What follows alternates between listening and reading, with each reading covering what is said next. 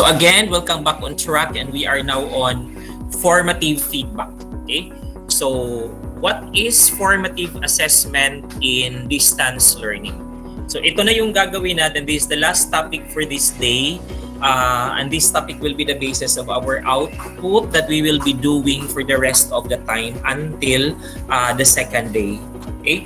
So I know, we are all aware of Depend Order 31 series of 2020. And this Depend Order mandated that schools and teachers must give focus to formative assessment, especially for the pandemic years. So, ang tinutukan talaga ng policy natin sa assessment is the formative assessment. Although we need to conduct summative and reflective assessment, pero ang sinasabi sa policy is kailangan nating paigtingin ang formative assessment. And we hope na maiintindihan natin at maiintindihan ng lahat ng ating mga guro na kahit challenging ang delivery modality natin, kakayanin natin ito. And I believe na kakayanin natin because of your eagerness that is being put into our profession. So we are all familiar also with two assessment purposes. We have the formative and the summative assessment. When we use evidence coming from different sources like seatworks, recitations, worksheets, and all other materials, and when we use these results of students' performance to improve our teaching and learning, when we use it to teaching and learning decision because we want to improve students' performance and also we want to improve the way we teach, that is formative purpose and formative assessment. When we do summative assessment, still it will be used in decision making.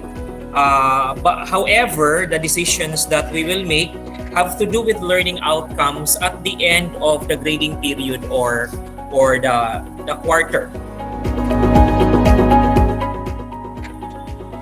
So what does formative assessment in our materials look like during distance learning? Okay?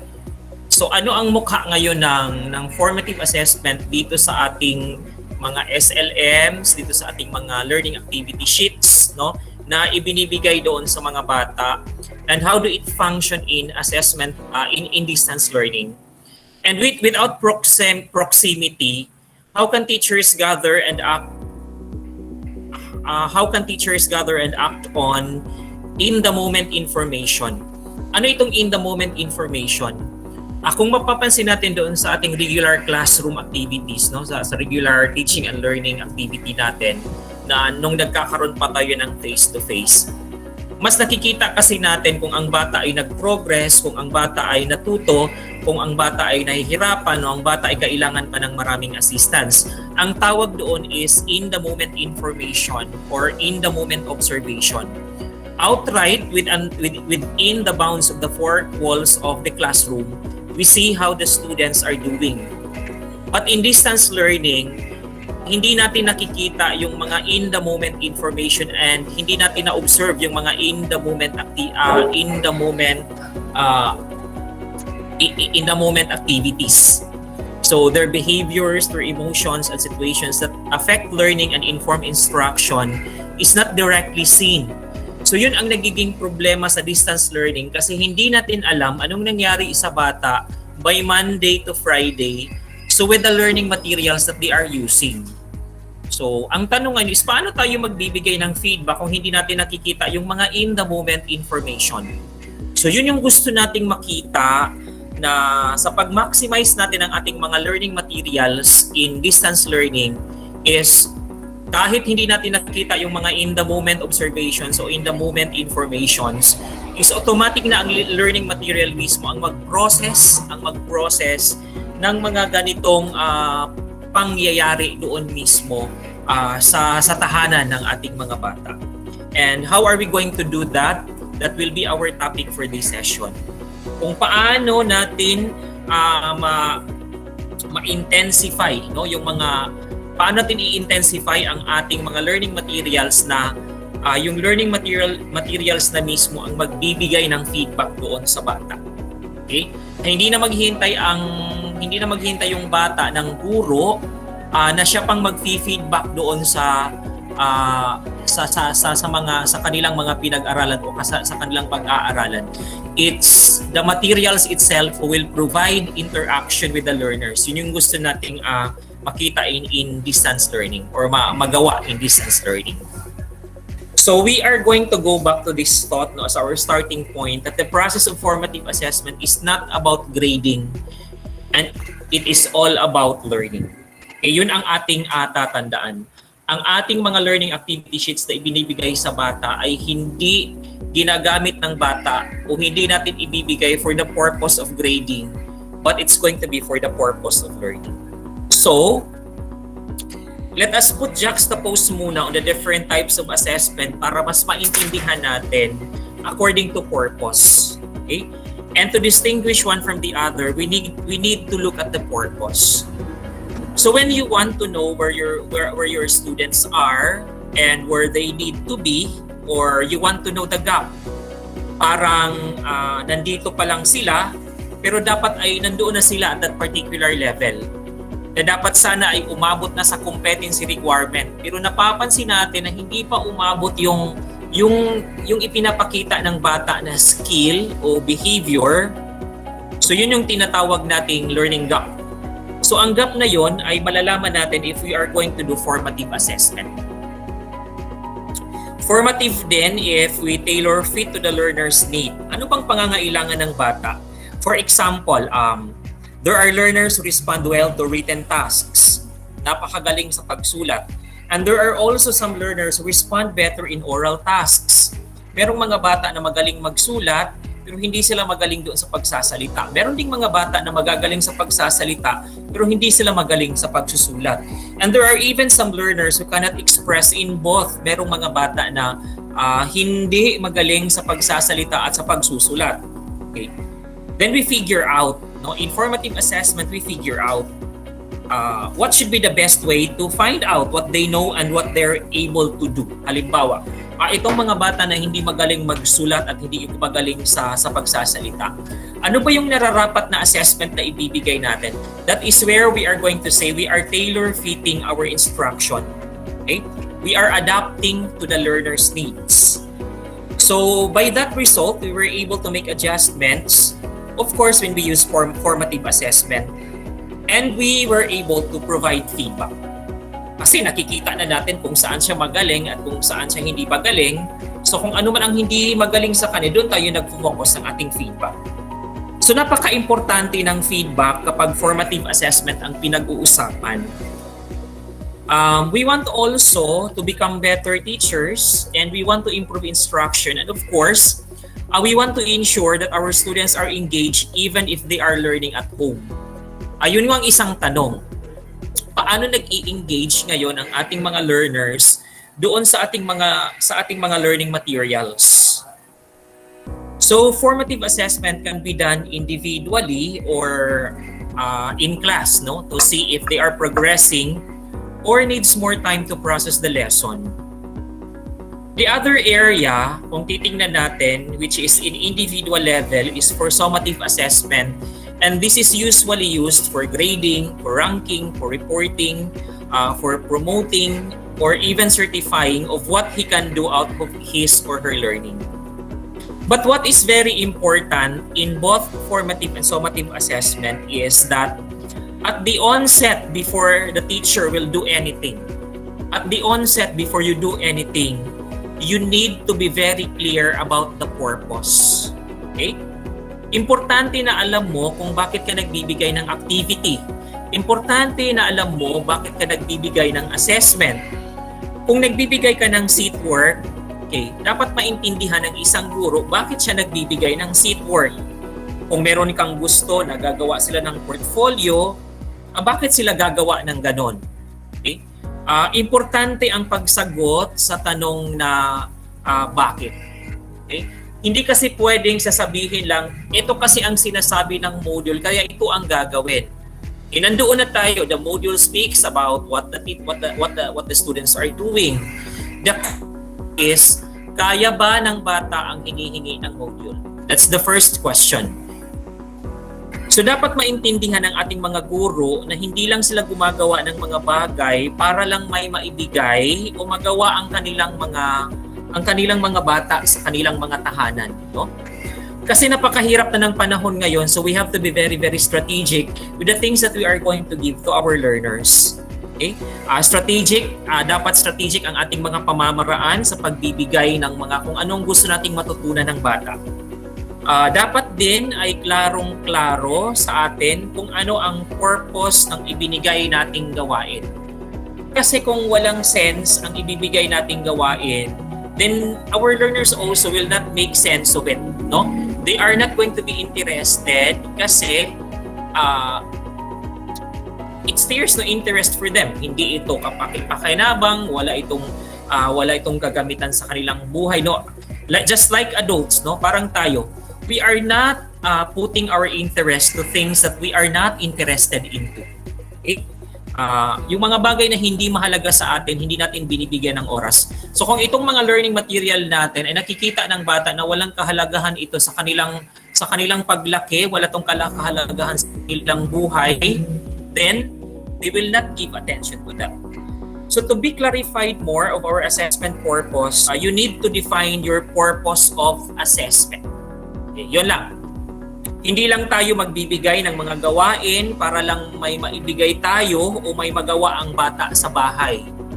Dapat alam ng bawat guro ano ang kanilang purpose sa pagbibigay ng mga gawain at ano ang kanilang purpose ng pagbibigay ng assessment.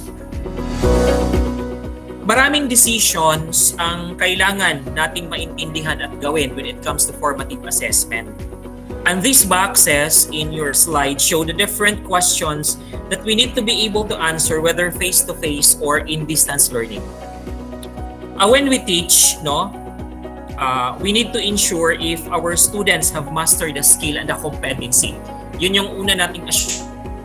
Pag nagtuturo tayo, ang inaasahan sa pagkatapos ng araw ay ma-master ng bata yung inaasahang competency o skill. And if they were able to master the skill and the competency, ang tanong ngayon is, are they ready to move on the next lesson?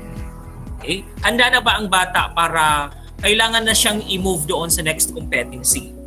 Gusto nating malaman, informative assessment kasi gusto nating malaman kung magtuturo pa ba tayo o mag-i-explain pa ba tayo o hahanap ba tayo ng mga paraan para mas malinaw na maintindihan ng mga estudyante ang bawat leksyon. Kailangan din nating malaman, after segregating now the learners, on who are proficient already and who are not, titingnan naman natin sino ang may kailangan ng additional support. Okay? Who among those learners needs extra support? Kasi maiiwan yung mga batang hindi nakakapag-master ng competency if we will allow them to move to the next level. Okay? And ang gusto natin, anong mantra natin sa DepEd? No one should be left behind. Walang maiiwan. Pero kung nag-move tayo to the next competency and 50% of our learners were not able to get the competency, naiiwan sila Okay, naiiwan. So, napakaganda ng formative assessment. Doon papasok ang formative assessment decision. Will I move or I will let the first 50 to move and then the rest of the 50 students will be given another set of supplemental activities for them to be able to move forward. Okay? We also need to know what methods work better for a certain student. Ito yung sinasabi ko kanina. Saan ba magaling ang isang bata? Magaling bang isang bata sa pagsulat? Magaling bang isang bata sa pagsasalita? Magaling ba ang bata sa pagpinta? Magaling ba ang bata sa ibang gawain? Which one will work better, for a certain type of student? And we also need to know what process the learners use in answering our assessment. Ang bawat bata ay mayroong sariling pamamaraan kung paano nila iproseso ang mga learning materials at mga gawain. Katulad natin, we are 70 in this platform. Bawat isa sa atin ay iba't iba ang pamamaraan ng pagproseso natin ng ating learning. May iba sa atin na kailangan pang mag-take down ng maraming notes because we want to know the details of every discussion. Meron ding iba sa atin na magaling sa doon sa photographic memory, mas effective sila into listening. Meron ding iba mas effective sila when there are prompts given. So there are many ways and there are many learning processes, no, in doing the task. Yun din ang ating mga bata. Meron silang iba't ibang kakayahan, at ang iba't ibang kakayahang yan ay nagrepresent ng iba't ibang learning process. They have different way of processing the lessons and processing their own learning. So through formative assessment, we will be able to find out areas that were misunderstood by students and also the things that they have understood. Ito yung sinasabi ko kanina.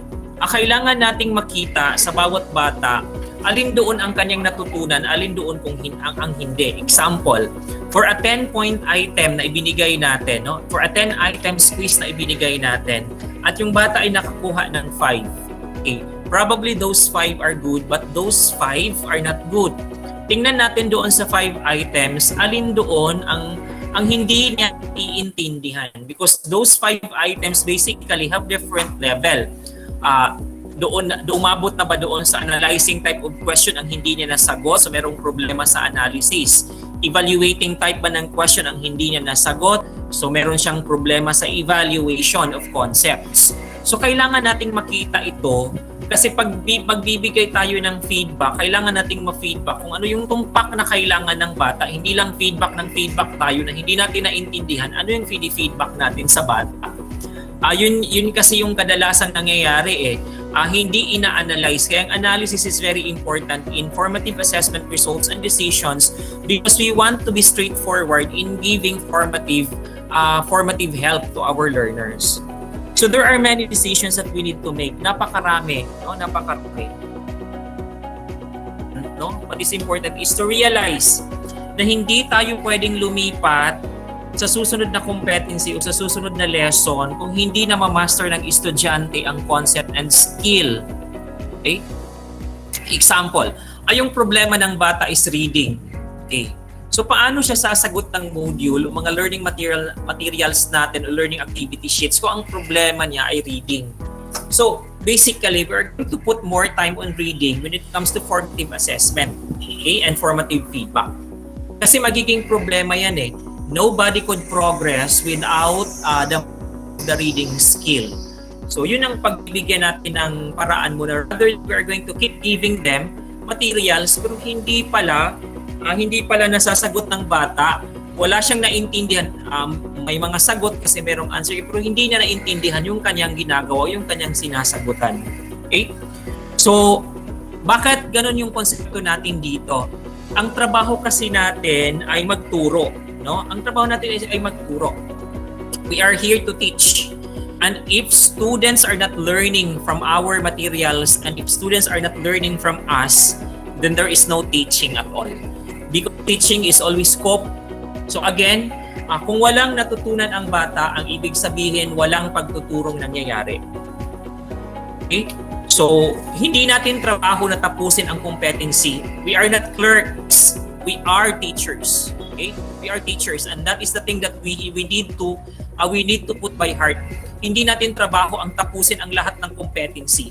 Because what's the sense? No? What's the sense of finishing all the competencies but our learners are not learning from that competencies? Okay? So, may konsepto kasi tayo dito na kailangan nating matapos lahat kasi yun ang inaasahan ng ating mga superiors, no? So bahala na maiwan yung mga bata. Basta tapos tayo doon sa inaasahang competency. And these are the things that we need to slightly prevent, no? Kailangan nating pag-isipan kung paano natin i-strategize ito na maaring makumpleto natin ang competency pero sigurado tayo na may mga natutunan ng ating mga bata. So formative assessment will build teachers or will build you, no? When it is the right time to help you move from one lesson to the other. Okay? And dahil sa formative assessment, malalaman natin na okay, pwede na akong mag-move, no? Pwede na akong mag-move or wag muna, backtrack muna ako ng kaunti sa linggong ito. Okay? So hindi lang tayo dito basta tira ng tira, no? Kaya tayo nagfo-formative assessment kasi alam natin na iba-ibang ating mga estudyante, iba-iba ang kanilang mga pamamaraan. So kailangan nating malaman o kailangan nating i-calibrate kung panahon na ba para mag-move tayo sa susunod na lesson o kailangan pa nating mag-stay sa lesson na ito. The challenge now is paano masasagot ito? Okay? Nasa home learning tayo o naka-remote learning tayo? Yun yung pinaka-challenging question na kailangan nating ma-address. Paano malalaman kung anong natutunan ng bata right at that moment at makapag-provide ng feedback? Hindi naman lahat ng bata ay may online access, no? Hindi lahat ng bata may cellphone, hindi lahat ng bata ay maabot natin when we are going to do home visitation, at hindi rin lahat ng oras natin ay maibibigay natin doon sa bata, considering that we still have to prepare our materials for the following week. We still have to check, no, the activities submitted to us by our learners. We still have to print and we still have to sort and we still have to deliver and retrieve. So napakarami ng consideration natin, no? So many would depend, no, and would depend on that particular activity, and many of them or all of our learners, no, would depend on the self-learning modules. So since modules lang yung nasa kanila, we need to maximize the use of that self-learning modules so that students profit from it. Tingnan natin ngayon kung paano natin ma-maximize ang ating mga learning modules or learning materials. So these are some considerations that we need when doing distance learning. Okay?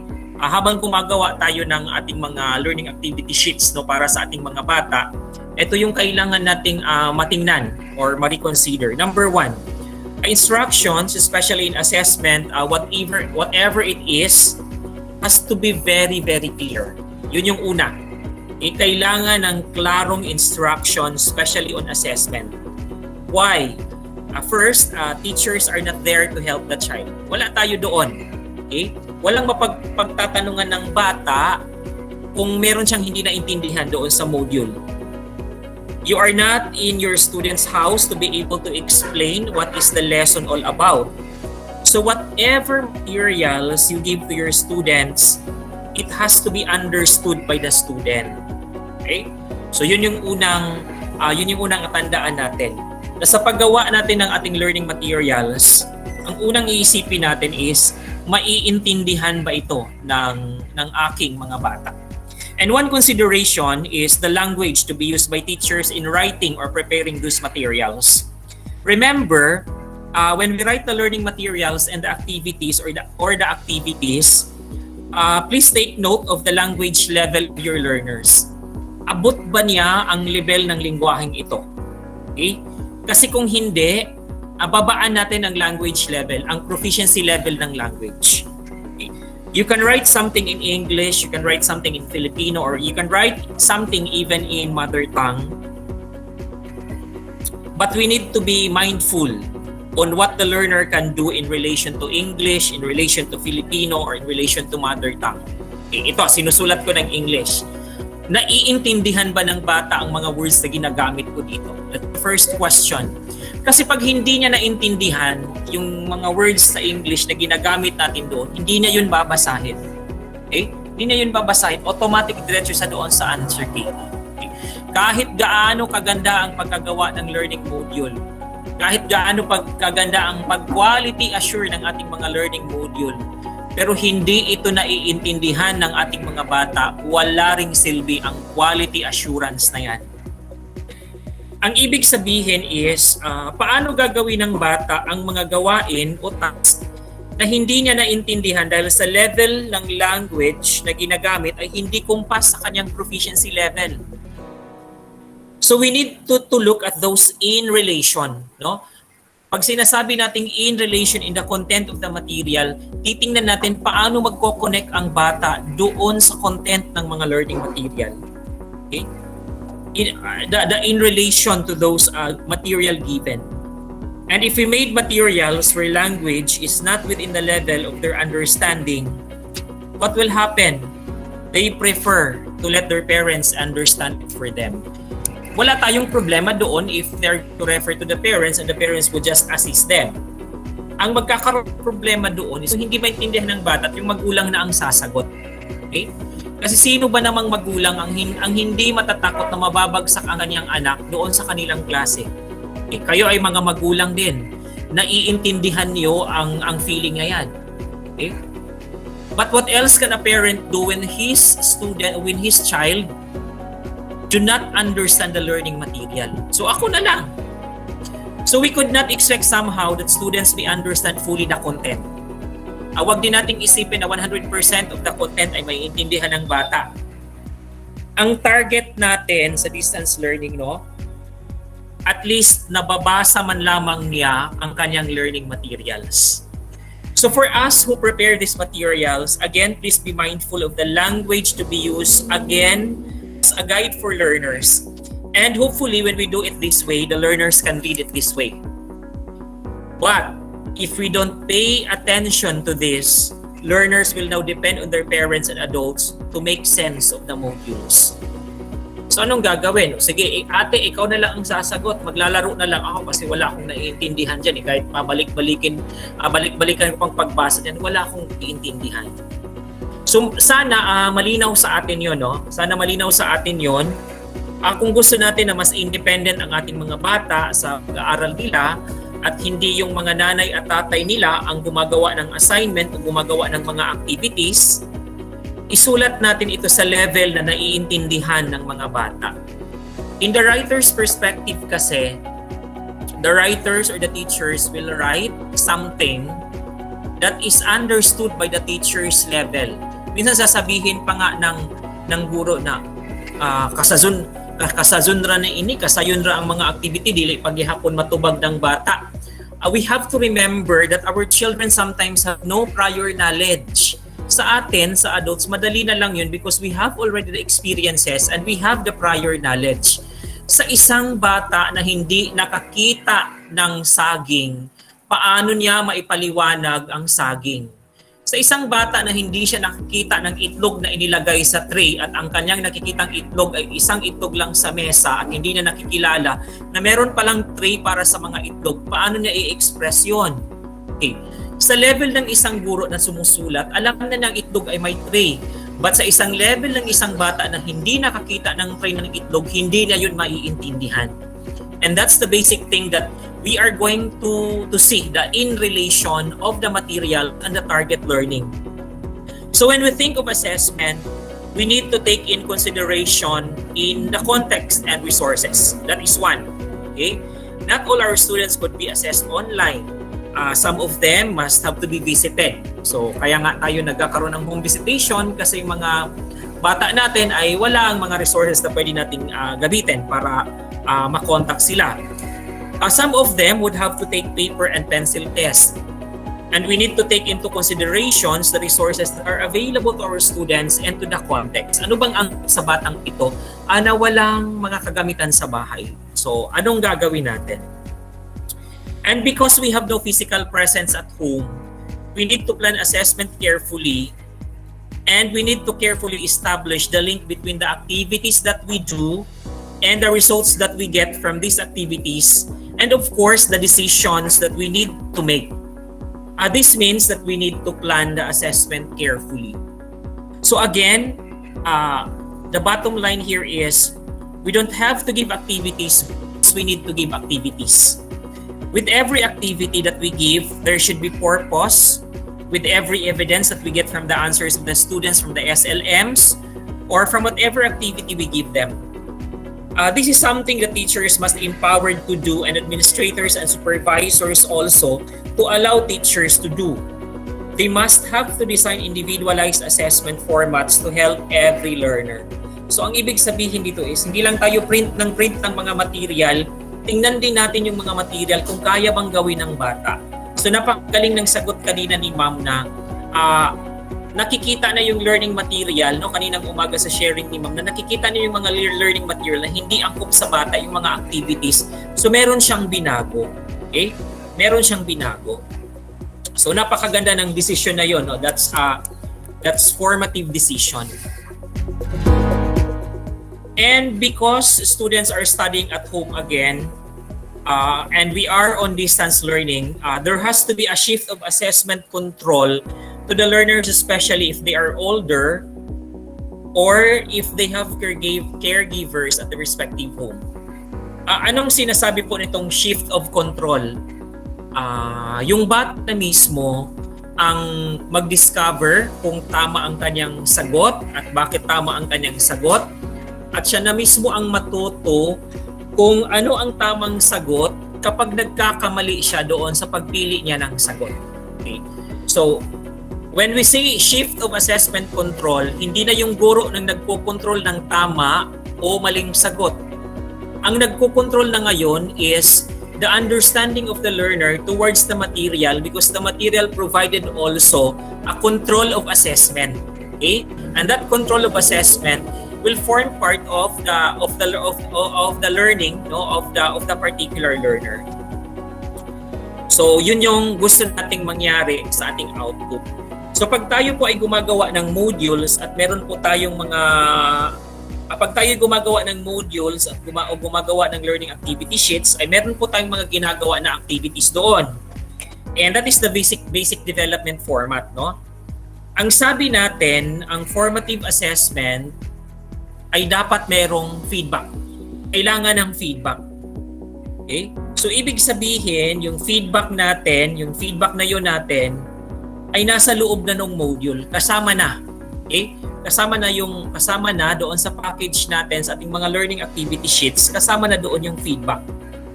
Hindi na yung feedback na hihintayin muna na sasagutan nila ng buong linggo, tapos isusubmit nila sa guro, then tapos ang gagawin ng guro ay i-check ito at ibabalik after a week. That will take a long process. Matagal pa yun. Alam natin kapag ganun ang style natin, yung style na ginawa natin, lingguhan. No? Linggo ang aabutin bago natin mabigyan ng feedback ang ating learners. So hihintayin muna ng bata ang 1 o 2 linggo para niya maintindihan o para masabi sa kanya na nagkakamali siya doon sa kanyang mga sagot. Okay? Ang gusto natin is automatic. Learning kasi is automatic. No? There is always automaticity in learning. Kasi basic concept ng tao, no? Basic psychology ng tao, pag may ginawa tayo, gusto natin malaman agad kung tama o hindi ang ginawa natin. Okay? That's the basic concept. When we are going to answer something, after answering, we need to know if we have made the right answer, or we choose the right answer, or we did not choose the right answer. Tapos ngayon kung nagkakamali tayo, ang next step yan ay itatanong natin, bakit mali tayo? Bakit itong napili natin ay hindi tama? Anong dahilan? Okay? So that's what we call as feedback. Hindi na kasi feedback ang mangyayari kung lumipas na ito ng ilang araw, no? Lumipas na ng ilang araw. Yung naghihintay sila kung kailan dumating pabalik yung mga kailangan nilang malaman sa 1 linggo o 2 linggo. And again, pag doon pa mangyayari ang feedback, no? After 2 weeks saka magbibigay ng feedback, ay nako, hindi na yan iintindihin ng mga bata because they have another set of modules to work on. So in distance learning delivery modality, we really have to shift assessment control to the learner himself. So yung bata mismo, dapat na niya ano ang tamang sagot, ano ang maling sagot, at ano ang explanation doon, bakit mali ang sagot o bakit tama ang sagot niya. Okay? So, how do we do that? Yan ang ating katanungan. How do we do that? The self-learning modules, okay? The self-learning module should have a K to corrections. Okay? Hindi lang answer key. Kasi yung answer key, wala ring nagagawa yan eh. Sasabihin lang correct o incorrect. Okay? Ngayon, kung incorrect yung sagot, paano ngayon ma-discover ng bata o paano maiintindihan ng bata bakit incorrect ang kanyang sagot? Okay? So that's the basic concept. Okay? tayo halimbawa pag sinasabi sa atin hindi tama ang ginagawa natin, ang susunod na tanong is bakit hindi tama ang ginagawa natin? Anong nagiging problema sa ginagawa natin? So, yun din yung ating mga bata, we are not going to leave them hanging, no? So, meron tayong mga activities, no? Meron tayong formative assessment, gawain 1, gawain 2, gawain 3, that's our formative assessment. So, sa likod siguro na yan, nandoon na kung ano ang tamang sagot. At sinasabi na doon mismo bakit ayun ang ating tamang sagot. Many times, no, ito yung nagiging problema natin sa ating mga modules.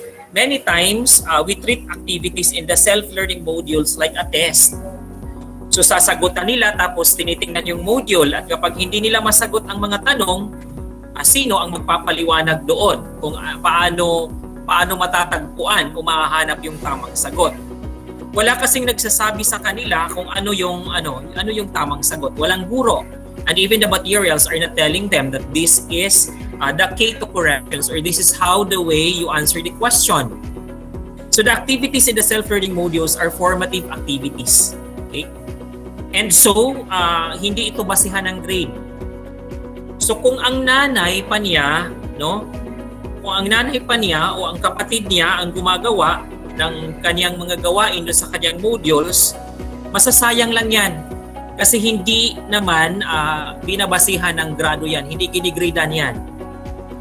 But if we give parents that impression, ito ang challenge, no?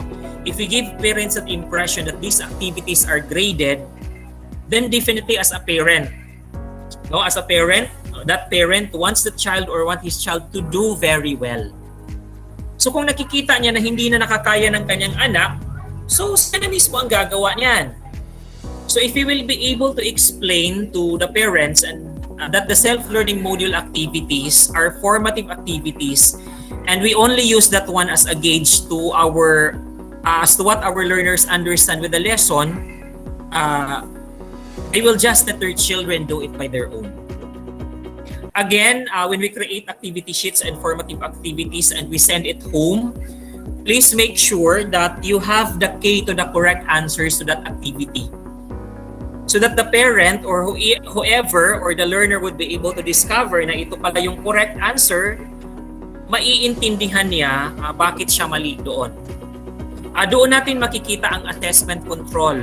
Hindi na ang teacher ang nagpo-control o nagsasabi para malaman ng bata kung tama o mali ang kanyang sagot.